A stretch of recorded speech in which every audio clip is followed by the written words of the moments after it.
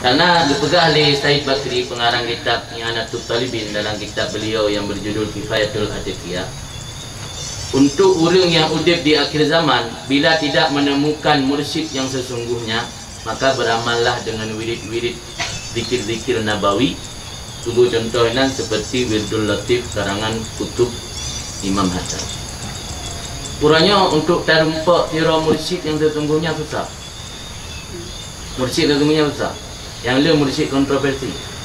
Maka watihana terdapatkan mursyid yang sesungguhnya, atau nak mursyid hanya mungkin melazamah. Mungkin melazamah yang paling dalam puasa yang menumpak. Hanya tiblah berlentut dia yang hanya menumpak dengan mursyid.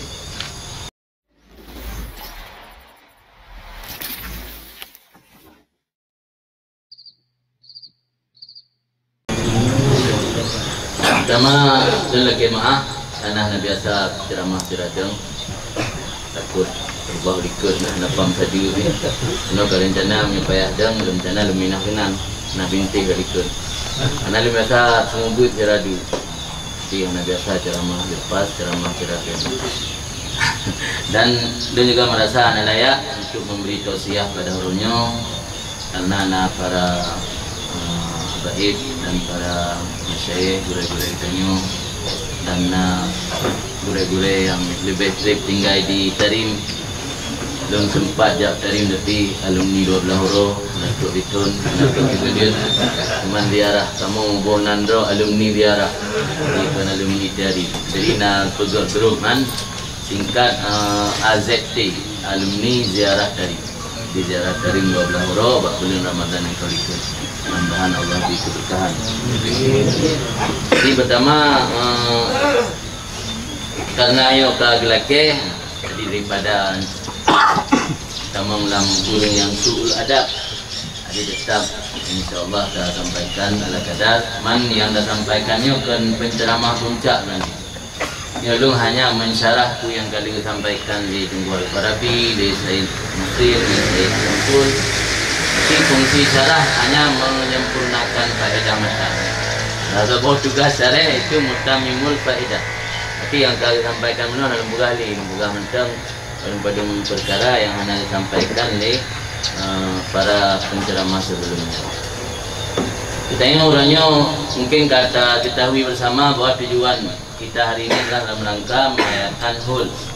Hul itu salah seorang imam besar, imam agung, yaitu Imam Abdullah bin Alawi bin Muhammad Al-Haddad, yang mana mungkin sebahagian dari kitanya terbiasa dengan membaca ratib-ratib beliau, baik Wirdul Latif, Ratibul Haddad maupun Hizbun Nasar. Perlu saya ketahui bersama bahawa Hul kali ini adalah Hul ke-309 yang salah, dan wafat beliau pada tanggal 7 Zulqa'dah. Mungkin kalender na dua versi, na satu versi orangnya 7 Zulqa'dah. Nah, satu versi tinggal.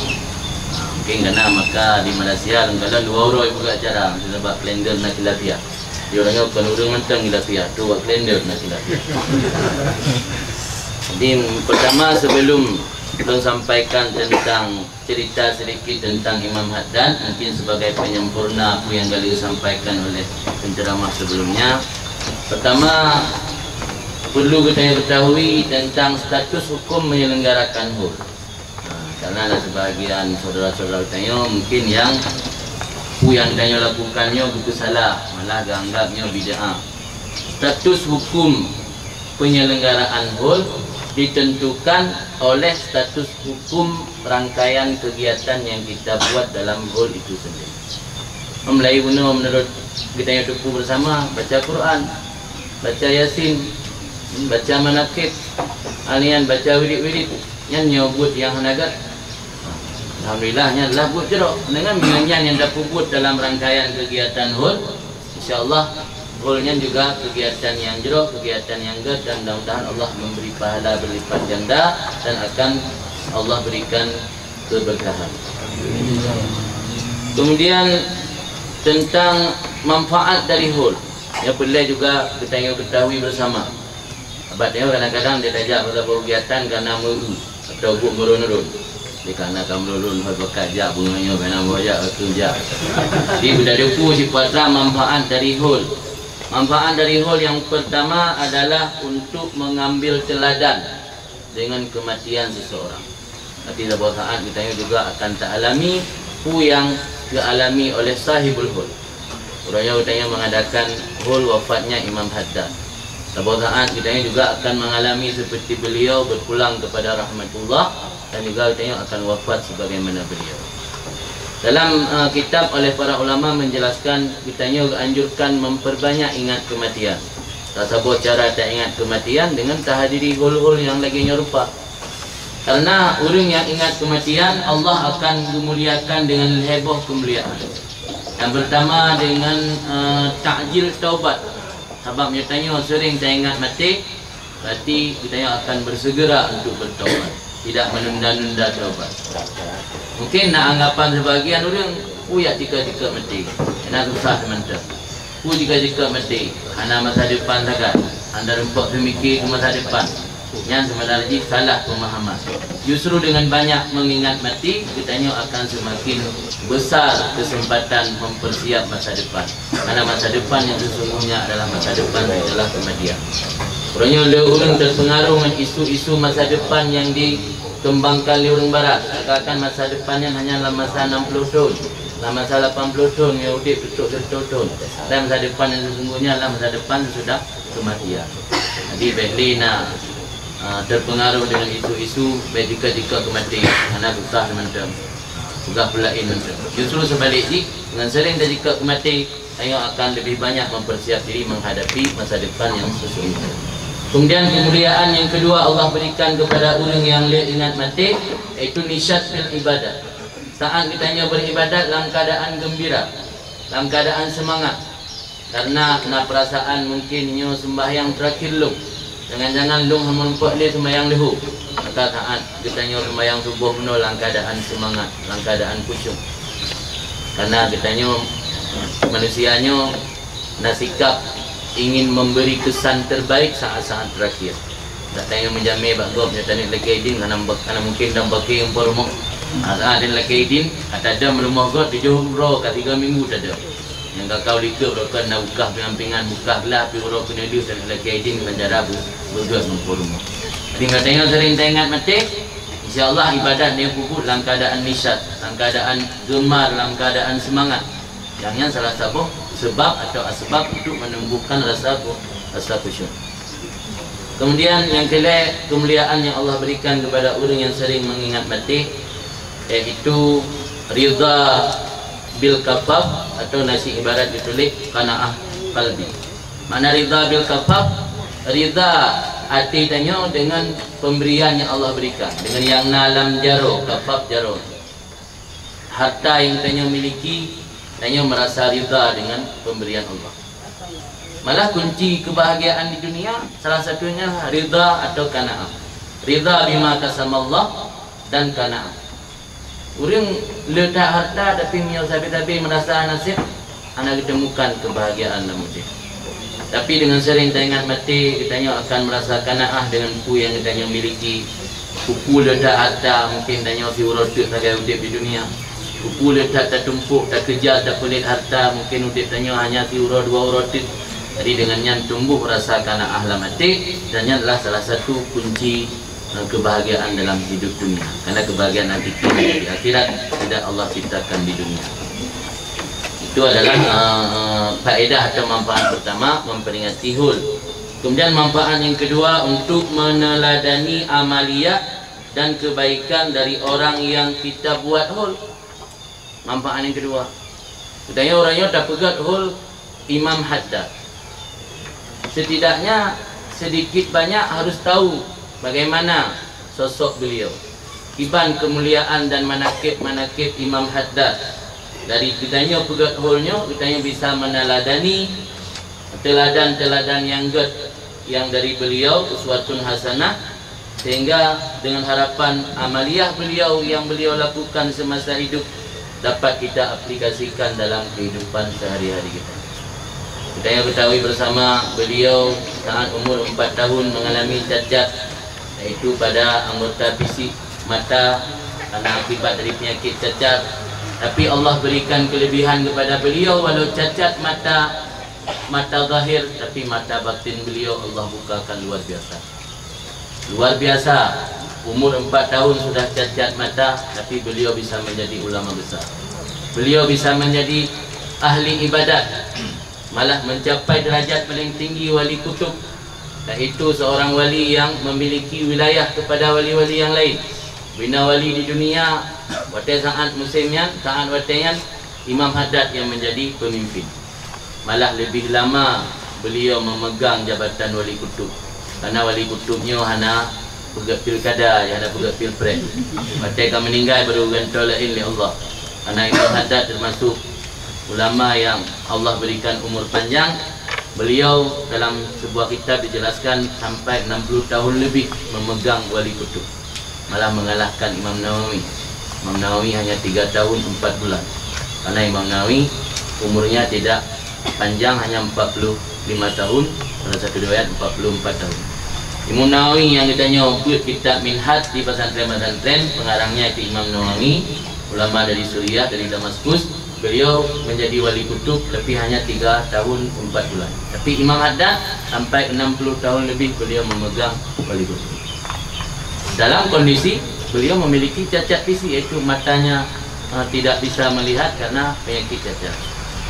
Apa teladan yang bisa kita ambil? Ternyata kekurangan yang ada pada tubuh zahir tidak menghalangi seseorang untuk belajar ilmu. Kekurangan yang ada pada kita tidak bisa menghalangi seseorang untuk beribadat kepada Allah.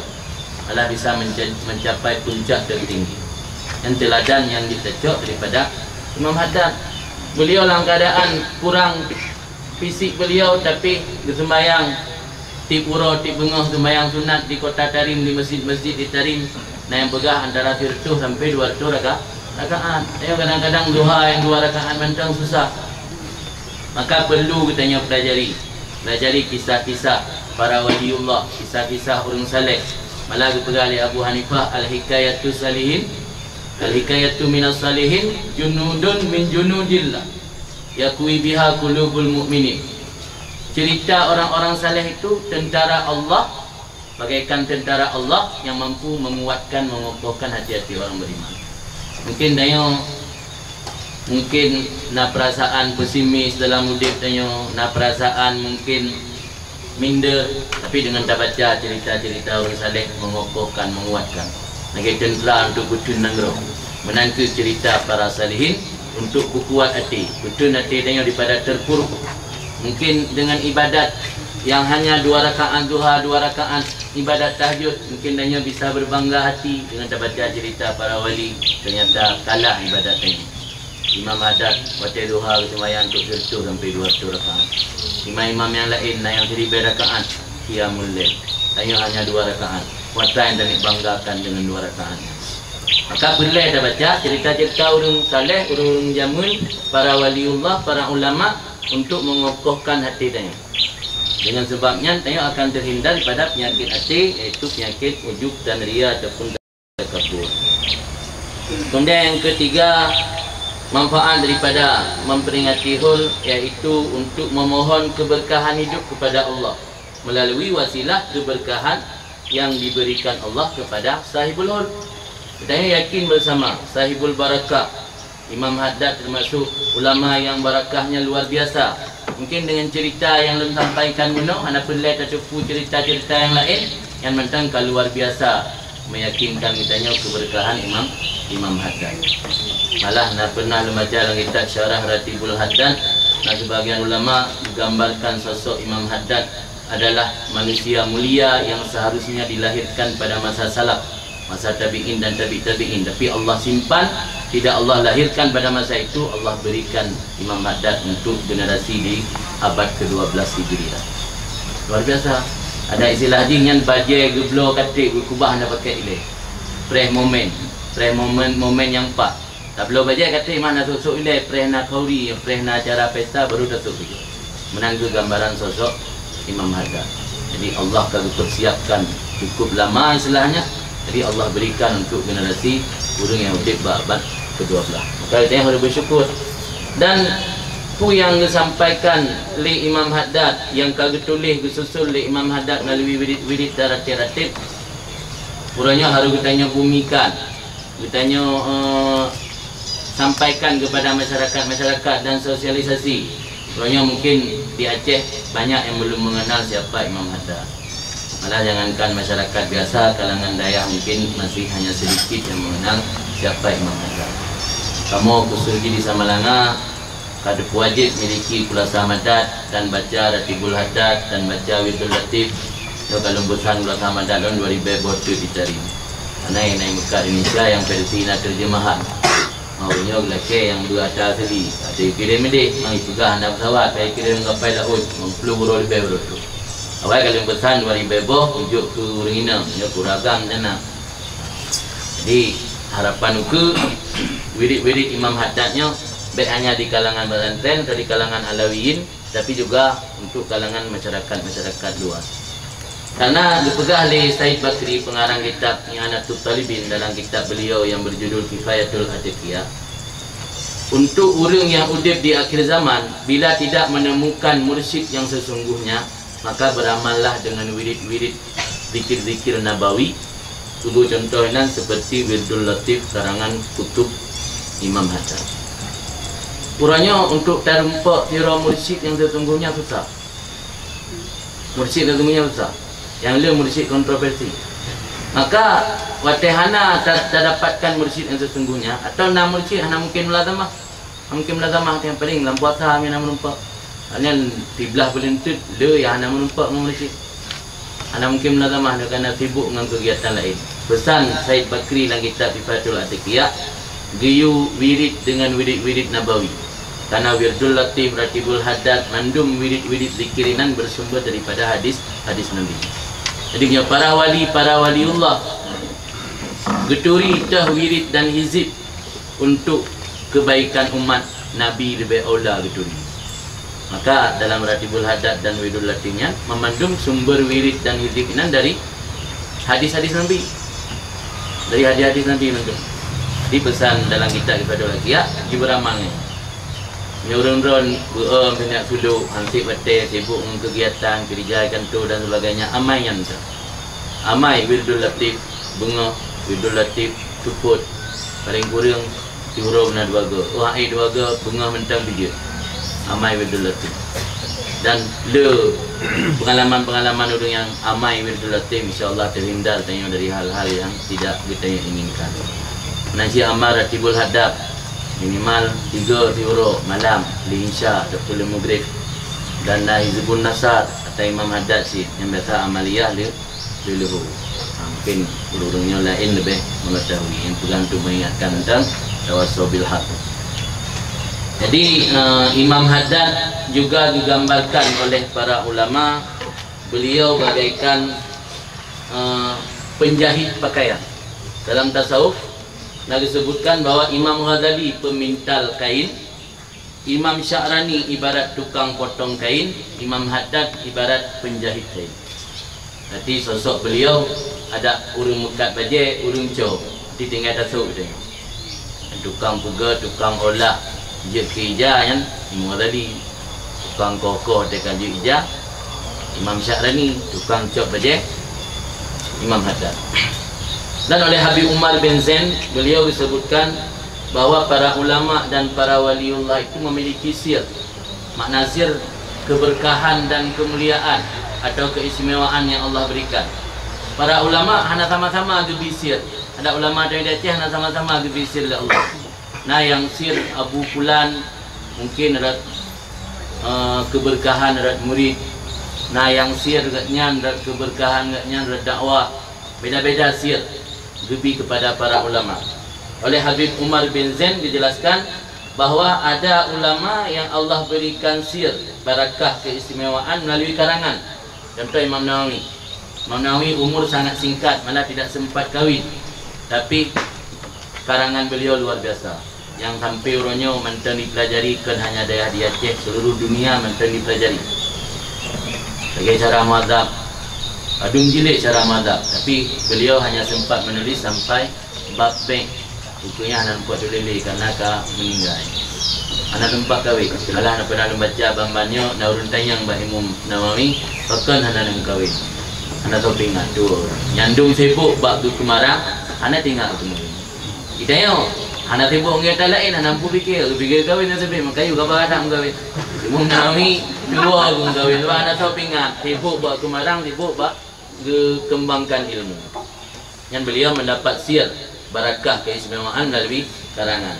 Kemudian lanjut Habib Umar bin Zain, ada juga para ulama dan aulia diberi sir oleh Allah melalui murid. Saya contoh lagi Abu Hasan Al-Syadzili. Abu Hasan Al-Syadzili memiliki murid langsung Abu Abbas Al-Mursi, dan murid daripada Abu Abbas itu Ibnu Athaillah As-Sakandari yang menulis kitab Al-Hikam. Itu adalah murid-murid daripada Abu Hasan Al-Syadzili. Barakah dan sir Allah berikan kepada Abu Hasan Al-Syadzili itu melalui murid beliau. Ada juga para waliullah yang Allah berikan sir, barakah dan keistimewaan melalui keturunan. Kita contoh seperti Syekh Abu Bakar bin Salim. Saya kalian rupanya para habaib di Jawa dan di Nusantara kebanyakan keturunan daripada Syekh Abu Bakar bin Salim. Ayah daripada Habib Umar, Habib Muhammad, kakek beliau Habib Salim, manum ulama besar dan para waliullah di negeri tadi. Dan keturunan daripada Syekh Abu Bakar bin Salim, beliau yang Allah angkatkan derajat ringan, bukan hanya di negeri Hadramaut tapi sampai ke Nusantara. Di barakah sir yang Allah berikan kepada Syekh Abu Bakar bin Salim melalui keturunan. Tetapi istimewanya Imam Haddad, Allah berikan sir, barakah, keistimewaan dari semua itu melalui karangan, melalui murid, melalui keturunan. Jadi ulama lain mana beda? Imam Nawawi melalui karangan saja, Abu Bakar bin Salim melalui keturunan, Abu Hasan Al-Syadzili melalui murid. Tapi Imam Haddad, keistimewaan beliau Allah berikan sir melalui ketiga-tiganya, turunan, karangan dan murid. Banyak murid Imam Haddad yang menjadi ulama besar. Salah satu murid yang paling dekat itu Habib Ahmad bin Zain Al-Habsyi yang kuburan beliau di Hottah, dan banyak juga zuriat beliau yang hidup di Aceh. Kemudian beliau bermulazamah dengan Imam Haddad sampai 40 tahun, Habib Ahmad bin Zain Al-Habsyi. Dan banyak juga karangan-karangan Imam Haddad seperti yang disebutkan tadi, yang sampai hari ini masih dipelajari. Ada juga kitab hikam. Hikam ada 3, ada hikam Ibnu Athaillah atau terkenal dengan hikam At-Tahiyah, ada hikam karangan Imam Haddad biasa disebut hikam Haddadiyah, ada juga hikam karangan Abu Madian, yang kemudian kitab-kitab hikam tersebut disyarah banyak oleh para ulama-ulama. Arti kemuliaan dan kelebihan Imam Haddad mendapat sir, keistimewaan dan barakah pada Allah dari semua aspek, keturunan, karangan dan para murid-murid beliau. Kemudian kenapa ditanya penting suhbah orang yang saleh, penting mahabbah kepada orang saleh? Dan mengutip khabar daripada Sayyidil Habib Umar bin Hafid, beliau menyebutkan bahawa may yuridu ayatazawwaq halawatal iman, barang siapa yang berkeinginan mendapatkan manisnya iman, Allah yukdim ala Allah wa rasulih syai'an, tidak mendahulukan di atas Allah dan Rasul akan sesuatu. Artinya lebih penting pula ini, lebih terdahulukan Allah, perintah Allah, dan lebih terdahulukan Rasul, mahabbah kepada Allah dan Rasul yang melebihi segala-galanya, sehingga dengan keluarga sendiri pun lebih mahabbah kepada Allah dan Rasul. Kemudian yang kedua, poin yang penting, mahabbatus salihin. Ternyata mahabbatus salihin adalah jalan untuk mendapatkan halawah iman, manisnya iman. Kita yang namanya atamameh, anak mandum orang bisa mencicipi, orang ngenci manis aja baju ada mameh. Maka mahabbah salihinnya anak mandum orang mahabbah salihin. Dah anak putar harap pun mantap baca mahabbah anak, karena memang kemenang jalur takdir Allah. Mahabbah salihinnya hanya Allah berikan kepada orang-orang pilihan. Kita hanya bersyukur, syukuruh di Allah alam urung yang mahabbah kepada orang-orang saleh. Dia tak harap buman tak baca mana mungkin, karena memang kemenang. Kita harap buman dalam syurga mungkin Allah bukan neraka. Anak sauduk dia sungguh dia ini. Harus benar dia pi benar penghuni bersungguh. Di cuma dalam khair Allah ditanya dan keluarga ditanya bergolong oleh Allah dalam orang yang mahabbah kepada saleh. Kemudian terakhir, kalau nak ujung apa? Pulang kamu bebu kan. Yang terakhirnya sebagai pegangan kedudukannya dan baik dari kalangan Alawiyin ataupun kan salah seorang murid daripada Imam Haddad itu Habib Ahmad bin Zain Al-Habsyi. Beliau menanyakan kepada Imam Haddad, antarikati salafinal Alawiyin, ibang tarikah jalan hidup atau pilar-pilar hidup para Alawiyin. Jawab Imam Haddad, khamsatun, tarikatuhum khamsatun. Yang pertama ilmu, yang kedua amal, yang ketiga khuf, yang keempat wara', yang kelima ikhlas. Dari jawaban Imam Haddad itulah ditulis kitab oleh Habib Zain bin Sumit bin Ibrahim yang beliau sekarang tinggal di Madinah, kitab Manhajus Sawi, jalan lurus untuk mendekatkan diri kepada Allah. Yang dalam kitab tersebut disebut 5 pilar: ilmu, amal, khuf, wara' dan ikhlas. Kalau kita ingin cepat sampai jalan yang lurus, cepat sampai kepada Allah, amallah 5 pilar tersebut. Harapan besar para kaum Alawiyin agar lebih bisa mensosialisasi kembali, mengamalkan, mengaplikasikan dalam kehidupan sehari-hari 5 pilar tersebut. Yang kemudian hikmah manfaat kita yang pelajari, kita yang peringati hul Imam Haddad untuk mengingat kembali pesan Imam Haddad bahawa tarikah Alawiyin orang yang sukses, orang yang berhasil dunia dan akhirat karena mengamalkan 5 pilar. Alhamdulillah kamu didayah, kamu coba terapkan kelima-lima pilar tersebut. Malah kepada puasa mengajarkan kitab Manhajus Sawi, kitab yang mensyarah tentang 5 pilar tersebut. Bahkan kita harus tak ikut tarikah urung-urung awal salah. Dalam bahasa orang Gam yang kata indatu. Di ikut indatunya bebak pe benderato. Ikut indatunya bebak pemerdekaan Anggeroto. Ikut indatu bak mengamalkan 5 pilar tersebut yang bisa mengantarkan daya cepat sampai kepada Allah. Karena pesan Sayyidina Abu Bakar As-Siddiq, la yasluh amru akhiri hadhil ummah illa bima salaha amru awailiha. Tidak akan baik persoalan perkara ini, akhir ini umat, kecuali dengan apa yang telah baik persoalan generasi-generasi awal daripada ini. Kita ingin sukses, ikut bagaimana cara menjalani hidup para salafuna. Lebih kaum Alawiyin, iban urungnya di Tarim, iban urungnya di Hadramaut, cara gemudip, iban pilar hidup urungan, coba tak aplikasi dan terapkan dalam kehidupan generasi-generasi muda aku. Mudah-mudahan urungnya pun akan semakin rasa mahabbah kepada Allah. Bahkan kitanya takalan Hadramaut, karena pernah sahabat hadis dari Nabi, saat Nabi dalam hijrah Madinah, dia lang lumpolong ke Nabi lun akan hijrah kepada Ardin Zinakhlah, bumi yang memiliki pepohonan kurma. Disebut di Nabi nan dua, Madinah atau Hadramaut. Ternyata Allah takdirkan Nabi hijrah ke Madinah. Oleh para ulama dijelaskan makna pada hadisnya, Nabi disebut Madinah atau Hadramaut, hijrah zatun Nabi, diri Nabi pilih Madinah, hijrah zuriat Nabi pilih Hadramaut.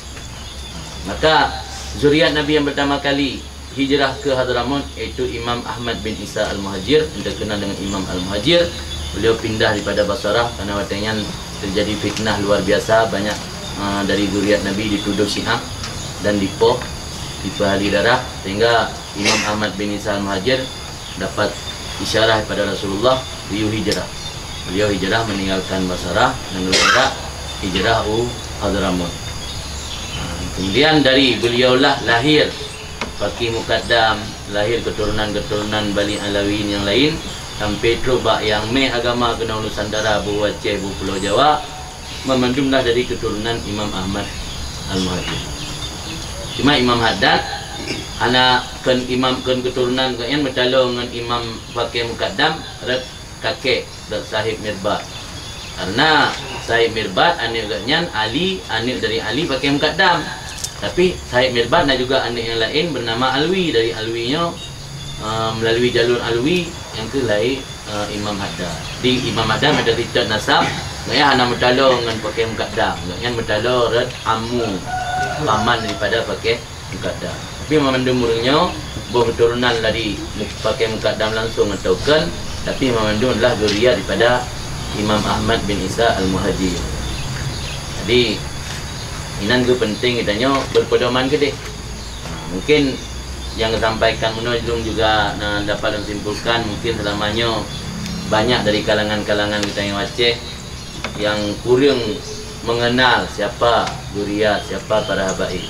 Saya rasa atanya akan terjawab mendum dengan cara tak ajak generasi-generasi mudanya untuk mengamalkan 5 pilar.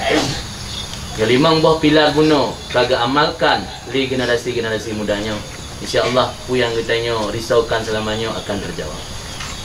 Inilah kemah mungkin merupakan hana dari kalangan habaib yang semoga alhamdulillah nawalid samsulkan buka daya. InsyaAllah makin utuh mungkin akan semakin banyak masyarakat yang mengenal para habaib. Kamu juga sangat merindukan dakjid benar dayah-dayah di Aceh yang dipimpin, diasuh oleh dari kalangan zuriat Rasul. Karena insyaAllah dengan tabligh bauringan insyaAllah barakah akan lebih nyata. Nah, orang yang sebahagian ulu yang senang ulama dipersoalkan nasab ulama nasi. Padahal alhamdulillah tak ada ku. Tanya bu anak je persoalannya. Tanya bu ilmu tu binatang gitu asalnya ilmu. Tapi nak sebahagian saudara-saudara tanya orang yang lain persoalkan. Ku tak bu dengkunya anak jelas soya. Anak lagi penjelas soya. Tapi nyata kedina dari kalangan habaib atau kalangan alawin yang mampu mengasuh daya, membuat kader-kader insya-Allah akan lebih bersinar dan yakin. Jadi kunci je salah satu mungkin dengan tak terapkan, tak aplikasikan dalam kehidupan sehari-hari tanya 5 buah pilar yang dipesan oleh Imam Haddad melalui murid beliau, yang kemudian dari 5 buah pilarnya lahirlah kitab yang namanya Manhajus Manhajus. Namanya mentang nasihat tausiah dari Long, tausiah singkat, anda memberi manfaat kepada kita yang mandum dan kita yang berlaki Allah dengan sebab keberkahan Sahibul Hul, dengan sebab keberkahan Sahibul Maqam di sini, Allah akan kumpulkan kitanya bersama ulul yang saleh di akhirat dan juga bersama Rasulullah, dan Allah berikan kepada kitanya mahabbah kepada salihin, Allah berikan kitanya istiqamah dalam beribadat, dan Allah berikan kitanya berlebih peningkatan dalam amaliyah sehari-hari, dan dihilangkan daripada kitanya taat kepada nafsu dan hawa dan taat kepada cinta dunia. Amin ya rabbal alamin. Wabillahi taufiq wal hidayah. Assalamualaikum warahmatullahi wabarakatuh.